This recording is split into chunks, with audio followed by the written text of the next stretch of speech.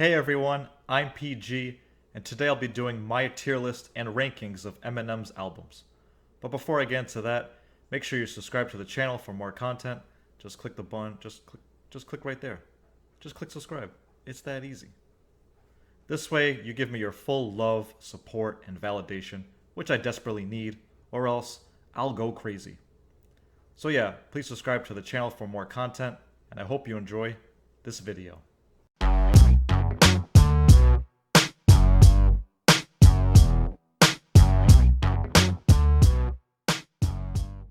Alright, so let's get started here. I have from Tiermaker, we have this list of Eminem solo studio albums. I am excluding his debut project before he was on a label or major label, Infinite, that came out in '96, so I'm excluding that. I'm excluding any compilation stuff like Current Call and Current Call 2, which came out recently. And I'm also going to exclude collaborative efforts like Bad Meets Evil, Royce da 5'9", or anything with D12, Slaughterhouse, like that Shady XV anniversary project that he put out. That was 15th anniversary. So, that being said, let's just start in chronological order. We have the Slim Shady LP, and I just remember, and if you remember, Eminem was just this crazy presence right off the gate. He was all over MTV, VH1, his unique flows, freestyling, just his crazy attitude. He had this it was like this Saturday morning cartoon kind of energy where it's like, hey kids, want to see me? Hey, let me do this crazy shit and destroy myself. And but yeah, that's the vibe he brought. Even with his his first hit single, My Name Is. Hi kids. Role Models on here. 97 Bonnie and Clyde. Guilty Conscience with Dr. Dre. That's a good storytelling song and great visuals on it as well. Rock Bottom, Brain Damage. Yeah, it's a very interesting track list, and Eminem just brought something different to the table, in hip hop when this came out. Again, he had this wild, chaotic energy. I'm sure that kids and MTV was loving. He had this that white trash element to it, and just going crazy and telling these stories and these wild flows, these wild bars and everything. It was a good debut, good start for Eminem's debut. So it's not his best album to me, and it's not the most cohesive project. I'm gonna put it at an A. AA. Now we get to Eminem's second album called Marshall Mathers LP. This came out in 2000, and I just remember I was 8 years old at the time, and I just remember hearing this album at full length, and my mom was even in the room or in the area, and it was just like, what are you listening to? This is crazy shit, and he even disses his mom on this, obviously. This is kind of the beginning of Eminem's almost this serial killer kind of energy, where he's taking the backlash from the media, and journalists about what he did on his last album and what he's been saying. He's got the crazy bars, the crazy flows throughout. A lot of name dropping on here as well. You have the great, the iconic Stan on here. That's one of the best storytelling songs of all time in hip hop, with that Ditto sample as well. You have the great hit single, The Real Slim Shady on here. You got songs like Kill You, The Way I Am, Marshall Mathers, Bitch Please Part 2. That was a great song, a lot of great features there. The Kim song, is it Amityville, I'm Back. Yeah, there's just a lot of crazy cuts on here, and it's also it's a cohesive project as well. I just feel like this is a classic, and it is widely considered Eminem's best album, and I would agree. So I'm gonna put Eminem's Marshall Mathers LP in the yes category. Now we get to Eminem's third album, The Eminem Show. This came out in 2002, and again, a lot of great songs on here, and I feel like this propelled Eminem, or really put Eminem in that top spot in the music industry, not just hip-hop, and really got that mainstream fame. You had great singles like Without Me, I remember the visuals. Obviously, it was a fun song. I just remember being a kid, looking forward to that coming on the radio. I singing all the lyrics and just remember how fun that song was. And even came on like Disney radio, and they bleeped out like 15% of the song, but still. So you had that single. You had great songs like Superman, Sing for the Moment, fantastic song and sample. You also have Cleaning Out My Closet, Till I Collapse. That's another anthemic song that's played throughout stadiums and great for a workout and still played today. White America is another good one. Square Dance. I mean, I've probably named half the album already. So it's a great album, and like I said, put him in that stardom. So the songs are just as memorable, if not more memorable, than the ones on Marshall Mathers LP. I don't think it's his best album. I'm gonna put it right behind the Marshall Mathers LP, and I'll put it in at the S tier. I think this qualifies to be a classic album as well. Next we have Encore, which is Eminem's fourth album, which came out in 2004. And this is an interesting one because later in his career, while he was on hiatus, before he released these other two projects here, it was later found out, and he revealed that he was really struggling with his drug abuse, and those issues were going on in his life. And you can tell because there's some silliness on this one. It's a little all over the place, this album. Even the hit singles are silly. I mean, Ass Like That and Just Lose It. I mean, I know it's a fun song and the visuals, and I just, we enjoyed it when I was, a teenager. It was, it's kind of funny, but it's like, but honestly, he was going through some shit, and you could tell there's even silly cuts on here like Big Weenie, Rain Man, a couple of skits on here, kind of ridiculous. But then you also have songs like Mockingbird. You have like Toy Soldiers, where he was dealing with talking about airing his grievances of the loss of his friend and rapper Proof, and also dealing with beefs. And you also had songs like Never Enough. That was a good song. But yeah, it's just this album is kind of a mixed bag, and like I said, Eminem was going through some shit. So this one's kind of on the border of B, C for me. I'm leaning more towards a C. So I'm gonna put it at a C. Don't worry, kids, it's just methanol. Anyway, speaking about stuff like that, we go to Eminem's fifth album, Relapse, which he dropped in 2009. And this was dropped post hiatus, 4 to 5 years hiatus, post the drug abuse and rehab that Eminem was going through. And I remember this album not being received very well at the beginning. I think it was mainly due to Eminem using this accent on a few of the songs here.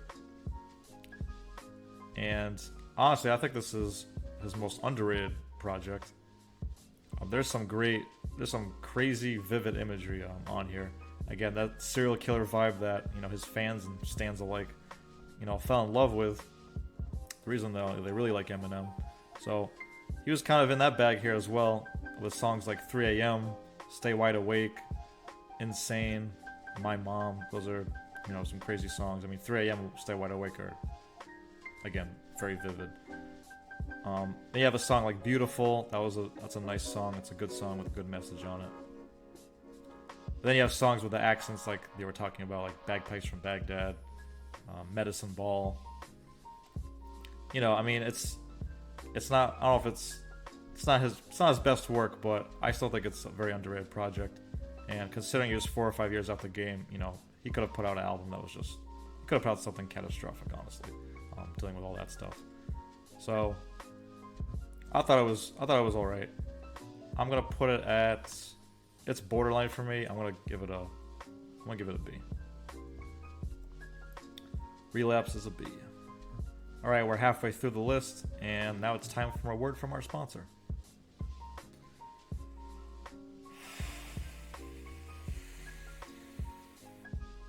All right, I'm back. So now we go on to Recovery, which he put out in 2010, shortly after, I'd say less than a year after, putting out Relapse. And I remember this getting a lot more critical acclaim and positive reviews as opposed to Relapse. Obviously, I feel like that was due to, a lot of forced mainstream radio play on here. I mean, you had Love the Way You Lie, which, with Rihanna, obviously that was a big hit. Overplayed, in my opinion. As well as the song Not Afraid. Again, it's a good song, good message. Obviously, dealing with, trauma and, pushing through it and stuff like that. Good messaging, but Not Afraid was overplayed. You also have a song like No Love with Lil Wayne. Lil Wayne was, kind of at the peak of his, his mainstream fame. And they both put on great verses. You also have that song with Pink. Again, like I said, a little bit forced mainstream here with Won't Back Down. But, even though it's kind of, corny mainstream stuff, there's still some good songs. You also have Spacebound. That's a great song. I feel like one of the most underrated songs on this project. 25 to Life. That's good. Almost Famous. Could do without that. I'm sure I'm missing something here. Cinderella Man, that's a good song too. So, yeah, again, there's those highlights that I mentioned to you with, those mainstream songs. But there's those good feature performances. But yeah, like I said, it's just not great. Good album, just not great. That's all I'm gonna say. So, I'm gonna put Recovery. It is better than Relapse, but not quite an A. I'm gonna put Relapse. I'm gonna put Recovery at a B, a high B. Now we move on to Eminem's 2013 album, Marshall Mathers LP 2. I remember being in college when this came out, and I was really looking forward to it, and I was disappointed, honestly. But you got to consider that he put this out as a sequel to Marshall Mathers LP 1. So, you set the bar really high for that one. So with that level of optimism comes that level of disappointment. With any sequel, really, even movies. But anyway, so yeah, Marshall Mathers LP 2, not a lot of memorable cuts on here. And I feel like from this point forward in Eminem's career is really where the production and, real replay value takes a nosedive. So the intro song is good, Bad Guy. Rhyme of Reason is good. Groundhog Day. Even the singles on here, they're just okay. I know everyone loved Rap God, and it was a good song, and it's fun to hear Eminem go off like that and rap spastically and 10 words a second or whatever. But it just didn't really stick with me too much. Even Berserk, that was another single that came off of this. That was that Beastie Boys sample and kind of like Beastie Boys vibe and homage to. Yeah, again, that's a song I just don't go back to. I'm trying to run through this track list here. I actually have to go to Spotify for this one. The Monster with Rihanna. That was a good song. They collab well together. But again, nothing on here really is too memorable. Headlights, Wicked Ways was okay. But the rest of it, I just don't remember. And I feel that, like I said, the replay value does take a nosedive for this one. This is an album I just don't go back to. So overall, I feel like, it's decent, but it's just not memorable for me. And I'm gonna put it at a C underneath Encore. Moving on to Eminem's Revival album that he dropped in 2017, and oh boy, is this a bad album. Let's just cut to the chase. And I actually have to go to Spotify for this one because I don't recall the whole track list that much. It's an album I do not go back to. I remember, it was 2017, and I recall during that time period, Eminem, he put out that like anti-Trump and, Trump, the government freestyle that he had. And just, I don't know if he was just hopping on it for the sake of the bandwagon clout kind of thing, but it just sounded awful. And, I feel like half the songs on here also had a bar, dissing Trump. and that stuff. Yeah, so I remember the single come out. So Walk on Water with Beyonce, River with Ed Sheeran. There's a song with Alicia Keys on here, Like Home. Bad Husband featuring ex-ambassadors who were, you know, hitting it off at that time. Kalani's on here. I didn't even remember that. Called Nowhere Fast. Yeah, I truly have to look at the track list here. I mean, Chloroseptic was alright. That was kind of a banger, but it's not a song I'm replaying or really go back to. Believe is okay, but I mean, I'm just looking through this thing. Honestly, it's not good at all, and it just has the forced mainstream vibe with working with those artists. And I just feel like even lyrically, just the worst side of Eminem is really on display here, and it's a trash album. So why am I still harkening on it? Let's just call it what it is. Revival is an F, and I feel like all Eminem fans would agree with me.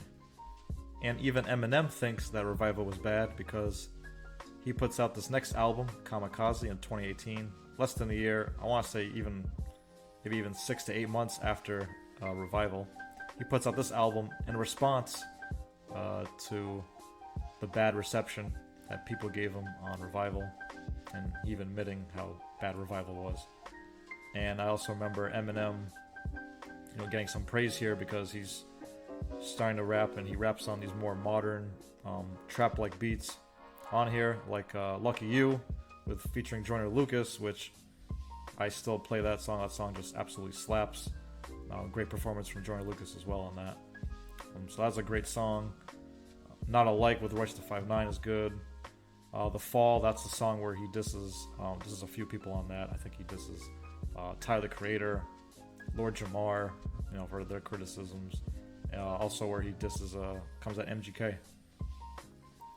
So, Eminem is just, he's getting back to his bag on this project where he's just slaughtering people who have, slandering him and were doubting him.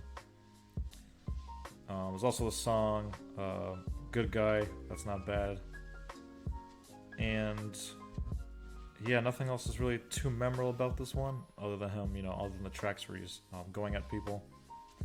I think he closes this one out. Yeah, he closes this one out with the song Venom, the song for the soundtrack of the Venom movie, which, first of all, it wasn't a good movie, and it's not a good song. In fact, one of the worst choruses Eminem's ever done.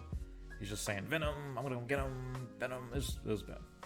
So, almost want to make me put this at a D, but I'm not gonna put it at a D. I'm gonna put Eminem's Kamikaze at a C, the low end of C. And lastly, we move on to Eminem's 10th album. This is Music to Be Murdered By, which he put out in early 2020 before the pandemic, and then I think later on that year he put out a side B to this album. So I'm just gonna review it and rank it as a collective between side A and B. And again, I'm talking about the replay value and the memorability of the songs themselves taking a hit. And there's a lot of songs on here. I think there's 20 songs on side A, and I think side B maybe have even more than 20 on side B. But other than Godzilla with Juice WRLD and that song You Gon' Learn with that had Royce da 5'9" on it, nothing really stands out for me on side A. There's also that song Darkness, which that talked about the Las Vegas shooting, and remember the visuals of that. Those are pretty good in the video. The message behind it, dealing with mental health, and it can go two ways for somebody like that. With the drug abuse as well. Somebody like that can destroy themselves or destroy others in the process. So Darkness that's a good song. But like I said, other than that, nothing really sticks out to me. And when you have all those songs and nothing really stands out for you, again, I don't replay much from this album, if at all. That's not a good sign for your album. And side B, again, I have to go to Spotify for this one because I don't recall all of side B or much of it. Side B, we have Book of Rhymes with DJ Premier, that's alright. Unaccommodating with Young M.A. is a good song. But again, it's just, so side B is really just added songs to side A. So altogether, Music to Be Murdered By is 36 songs, and like I said, really only 3 or 4 of them are really stick out to me and worth mentioning. So it's not a bad album, but it's track by track, it's not a bad album, but again, nothing really memorable, and I'm gonna put it at a D. So there you have it. This is my Eminem's album tier list and rankings. And as you can see, I feel like most Eminem fans, I find that his best work and his best albums were in the beginning of his career, especially with this 3-album run that he had to start off. It was spectacular and one of the best in hip-hop history. And then I feel that his music hasn't aged very well and really tapers off in the second leg of his career, whether that be the production, the songs themselves just don't have the same, replay value. And the songwriting itself too, when you write and rap that much, you're bound to have some stinkers and some duds in your bars and your verses, etc. But I still look forward to Eminem's music in the future. Thank you guys for watching. I hope you enjoyed. And as always, these are my thoughts. These are my rankings. And until next time, stay blessed.